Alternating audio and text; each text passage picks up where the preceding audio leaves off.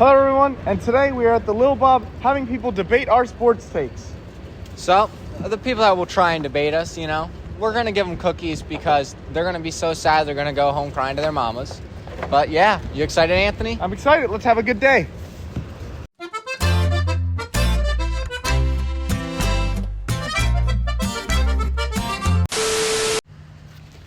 Okay, guys, so we got our first person here. It's Samuel Pucazilla. And, we looked at our topics, and the one he wants to debate with us is Kyler Murray, the current MVP, and will he win the MVP of the National Football League? So, Sam, I'll let you start off here. Now, I will defend Kyler Murray on the fact that I think as a quarterback, he's been playing top 5 level in the league. Yeah. The wind is really fun right now, but I think he's been playing top 5. I think the Cardinals would be nowhere without him. And I think that he is very good, and he has sort of led the Cardinals to a better record. Yeah. However, just in terms of, performance, I feel like there are a number of quarterbacks that I could say are doing better. I feel like Lamar's having a better season. Burrow's having a better season despite the record. Okay. I feel like I will defend Kyler on the fact that he should probably finish in the top 5 this year. Yeah. I just don't think he's number 1. Okay, so Sam, I want you to name me one player besides Budda Baker on that Cardinal defense. One player besides Budda Baker on that Cardinal defense, Yeah. Baron Browning.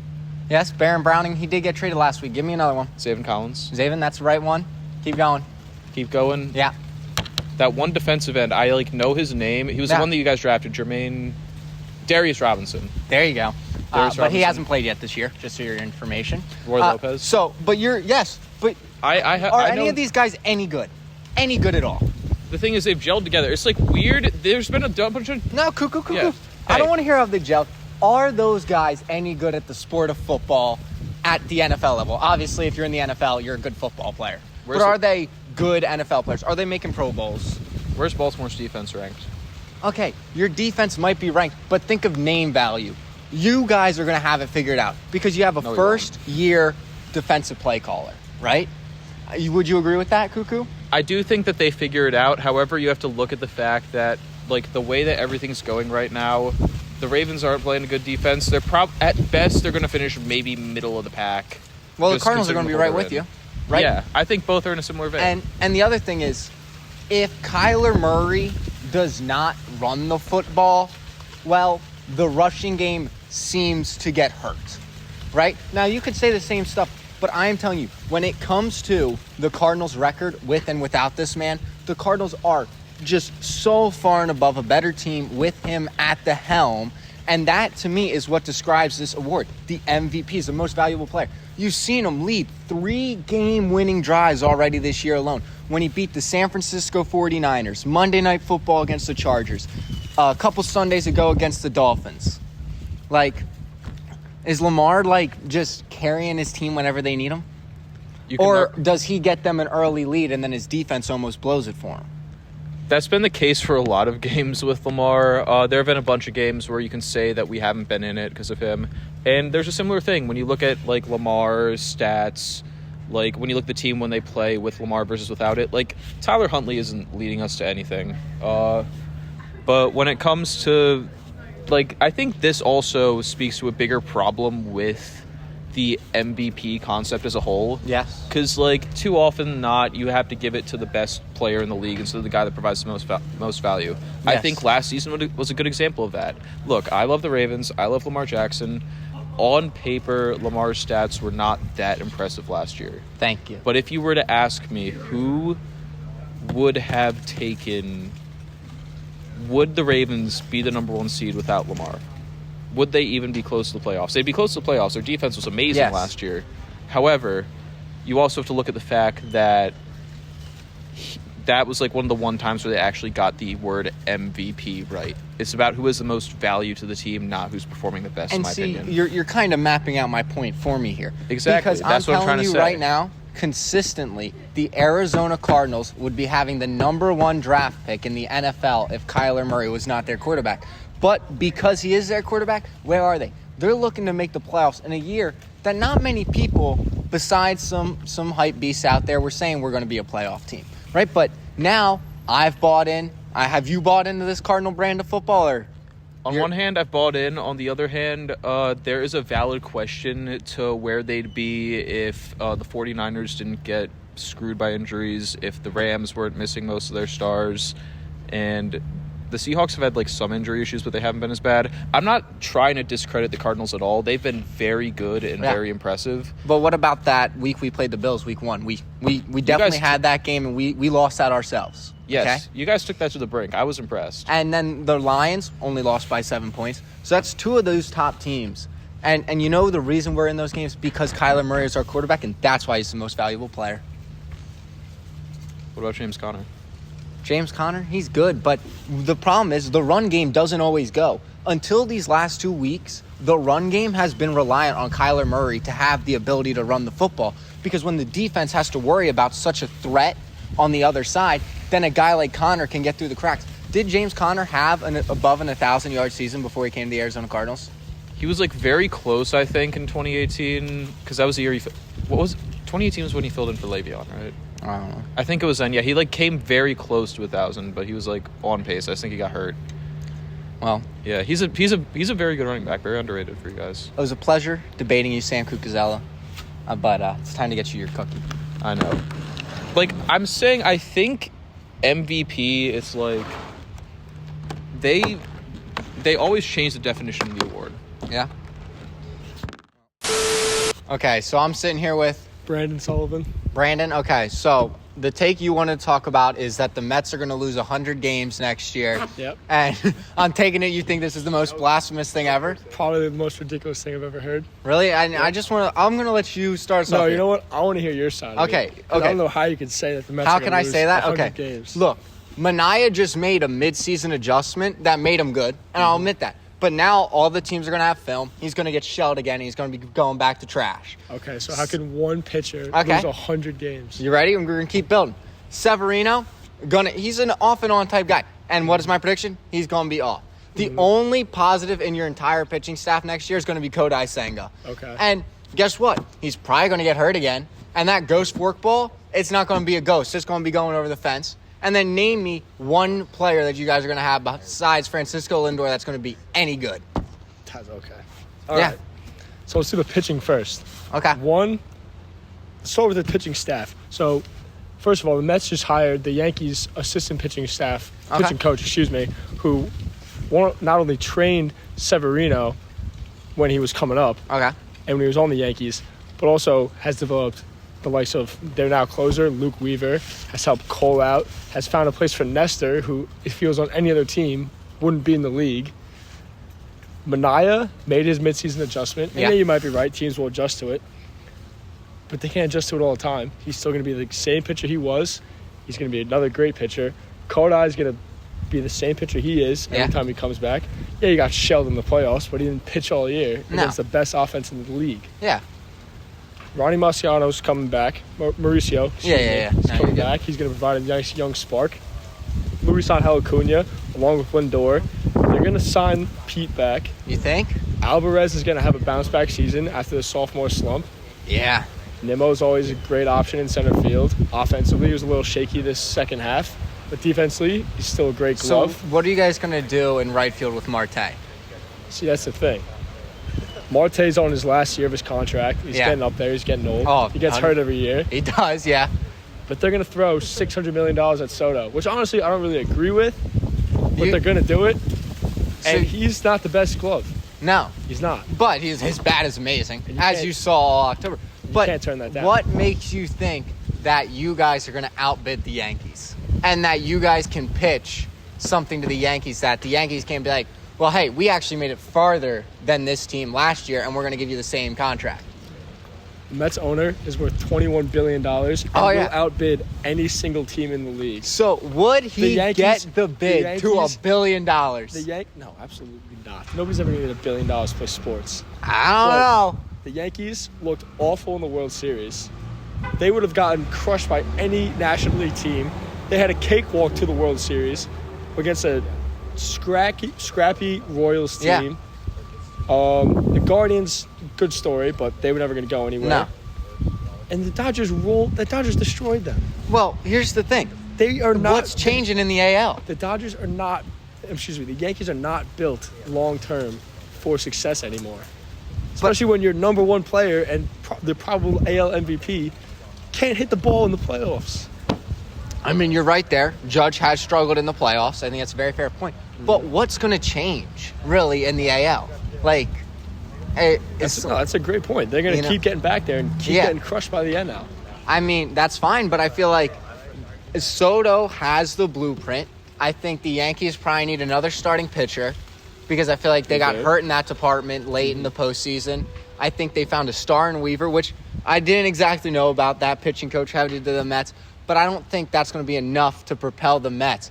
I just think the Mets are just a terrible organization. I'm not bought in on your manager whatsoever. Okay. Mendoza or whatever his name is. I would have to disagree with that, but yeah. I mean, like, you guys just got hot at the right time. Like, you, like, got lucky that the best team in baseball from May 30th on. But I want your honest take here. Every category. I want your honest take here. If the Phillies had to play a meaningful baseball game in the last 3 months of the season, would you have beat the Phillies in the playoffs? Yes. The Phillies were not. The Phillies.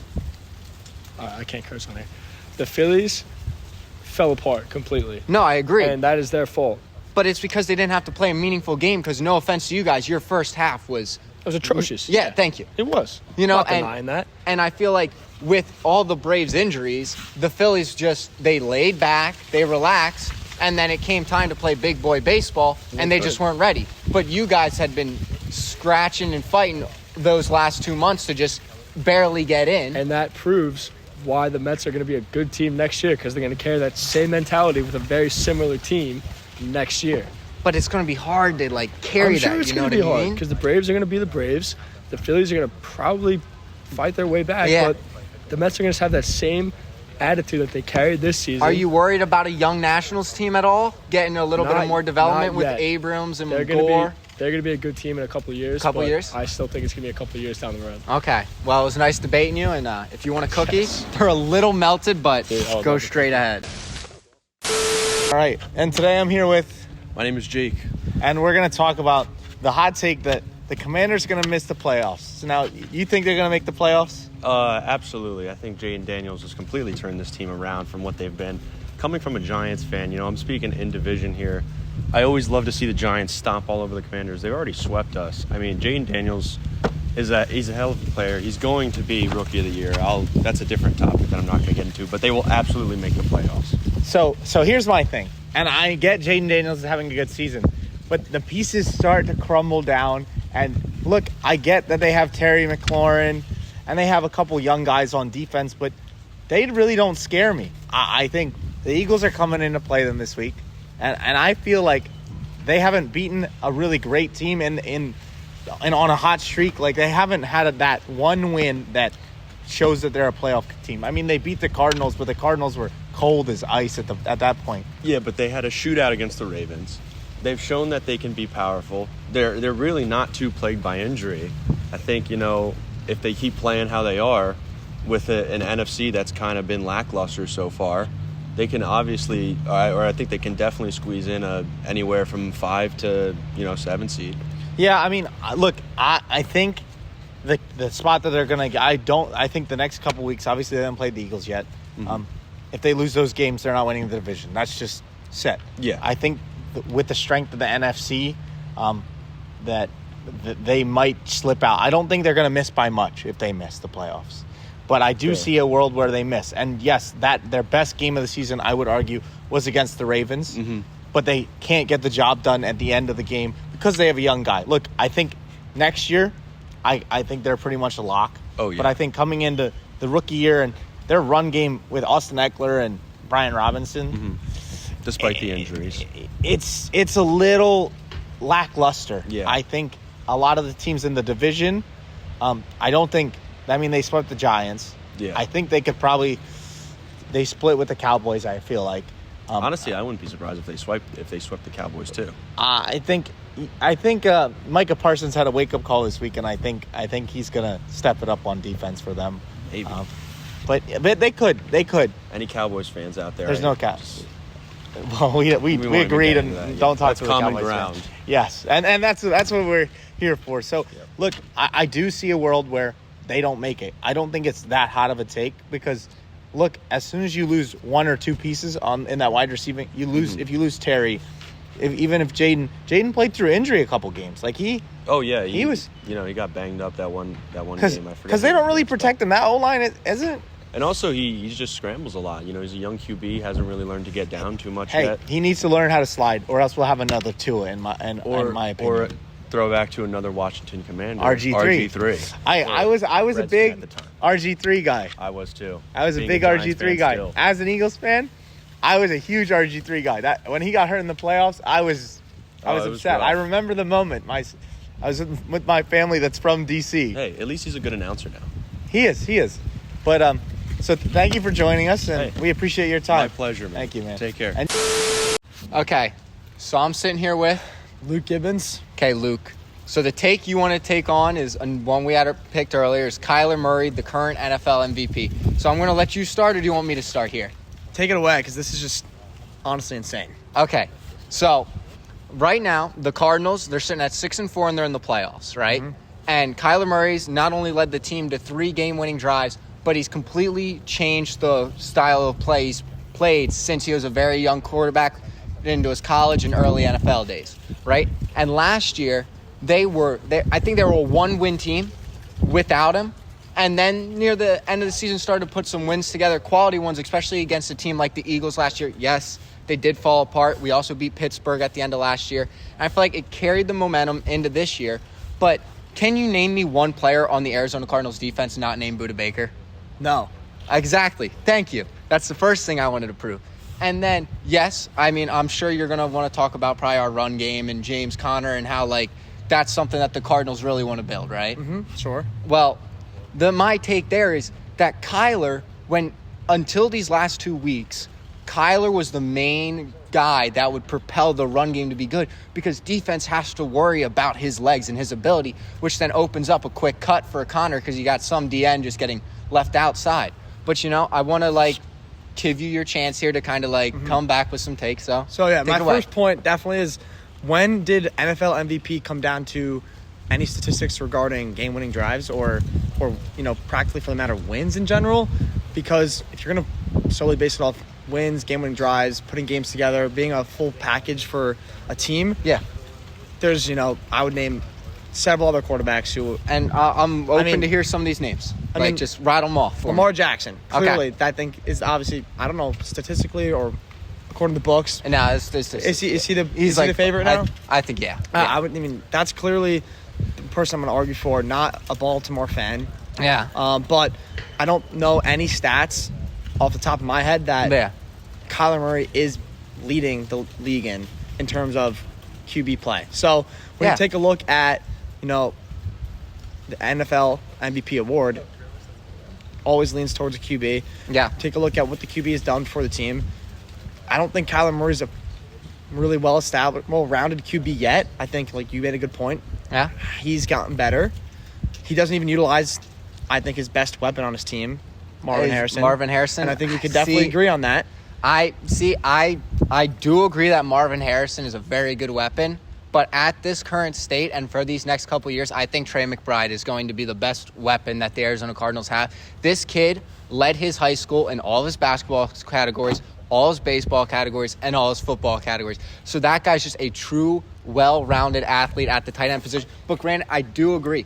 But you saw these last couple of weeks, Marvin Harrison start to get adjusted. They found a couple route combos for him that he's running well, and Murray started to hit him more. But I do agree that they did get off to a rather slow start. Because he was probably considered... What were they? Lost first several games. So they started the year 2-2 in their first 4. Then they dropped 2 straight, and now they're currently riding a 4-game winning streak. Yeah. Right? But to kind of talk more about Kyler Murray and his level of play, I feel like he's just understanding the offense a lot more now, and he's just doing the things that it takes to win. And actually, I do have a stat that he does lead, and it's better than Lamar. He has the best quarterback rating in the league against pressure, which normally, Kyler Murray, he'd just run around and evade and do all these crazy things. But this year he's not doing that. He's just stepping up, and if he takes a hit, he takes a hit. Like this past Sunday, got his head blown off by a linebacker, and how does he respond? He responds with just leading the team after that play on the touchdown drive that actually Marvin Harrison caught a touchdown on. Just wanted to drop it. But, I think you're bringing up very good points that, like, Lamar, like, statistically, yes. But I feel like when I'm talking about value, I'm saying if the Arizona Cardinals don't have Kyler Murray, we're right with the New York Giants right now competing for that number 1 pick in the draft. Mm-hmm. And if you take a Lamar off the Baltimore Ravens, the Ravens are going to be a fringe playoff team, in my opinion. Okay. Right? Like, yeah, they're probably not going to win as many games, and they're not going to be the 1 seed, and they're not going to have the best offense in the league. I can completely agree with that. But I feel like when it's coming down to value, the guy that really is putting his team in the best position to win the Lombardi at the end of the year is Kyler Murray. Yeah, so that argument, I think it would be a take on the NFL MVP award as a whole, which we could probably mutually agree on that. You could argue like a CMC last year, or a Tyreek Hill last year, or a Saquon Barkley this year before the Eagles started to heat up and figure things out. Yeah, were the most valuable players, and if you took them off the team would again drop below, lose half their wins or not be able to compete. So like that's a valid argument, but when you're taking a look at the way I view it, and the way most people most people view it is when you're going to take an NFL MVP, you're going to lean towards that QB as he's the the star player of the team. Yeah, and maybe he leads one stat, but when you look at it as a whole, Lamar Jackson, Joe Burrow, even a Jared Goff. I mean, his passer rating. He threw 5 picks Sunday night. He threw 5 picks Sunday night. That's going to hurt him a lot, I feel like. He definitely did. Baker Mayfield, before he lost his 2 top receivers, was I'm a big Baker guy. I think he was outperforming Kyler Murray in the beginning of the season, and now Joe Burrow, like I said, started to figure it out. Yeah. And who knows? Jalen Hurts is starting to figure it out too. So right now, I think Kyler might be top 10. Okay. But there's no way I can argue against a Lamar, a Joe Burrow, one of those other top quarterbacks. Okay. And then, just going back to that other point we made, if we're going to play it based off, who's going to be the most valuable player to a team that's going to make a difference making and them winning or losing a game, that opens up the board to even some of the defensive players. Yeah. Look at TJ Watt. Thank God you brought up TJ Watt because that man's so underrated. Underrated. Dude, people are like, will come out and be like, for sure. No, they'll come out and they'll be like, Myles Garrett's in the conversation with him. Michael Parsons no, it's TJ Watt. It's TJ Watt. He's number 1. It's been TJ Watt. And thank you. Since he's come in the league. league. If Aiden Hutchinson didn't get hurt, okay, I would argue with him. Okay, yeah. I agree with if that. If he didn't get hurt, it would have been those two. I was looking last week. Hutchinson was like top 5 in stacks, and he hasn't played since when? Yeah, like forever. 4 weeks ago? Probably a month. Yeah, honestly, crazy. That guy. What's the guy in the Texans? Will Anderson. Will Anderson. Was he rookie last year? He won rookie. Defensive rookie of the year last year. Rookie of the year last year. Yeah, I mean, those guys compete with even the Micah Parsons, Myles Garrett, but you definitely got the debate on Kyler Murray. Yeah. Cardinal stats. I could tell you're probably a Cardinals fan. Yeah, I am. I am a Cardinals fan. There you go. But it was a well-battled debate. I think. Yeah. Just the topic we could probably argue continue to more is just the status of the NFL MVP award. I couldn't agree with you more. Thank you for coming on and debating. Yeah, of course. I'm here today with HSN's very own Aiden Aha. And Aiden, you think Arsenal's going to win the Premier League in the next 5 years? Yeah, I think they will. I don't know. I think Arsenal just has a dog in them and they might win the league one year.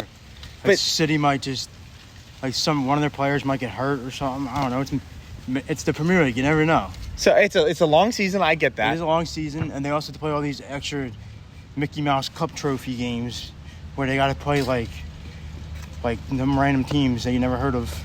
Yeah, that is true. Like Europa League, Europa Conference League. The Conference League, the Europa League, like the 7th tier, the Europa League. Yeah, no, I get that. But I think this team are choke artists. There's no Thierry Henry anymore. Like, we don't have an out-and-out striker.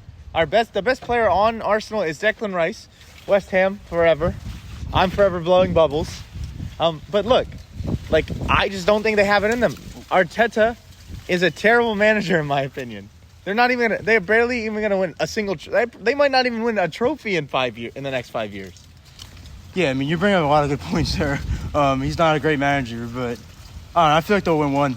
You feel like they have the raw talent? Like, I feel like maybe at the end of the 5 years, like maybe in the 5th year, they might win one. so you're going.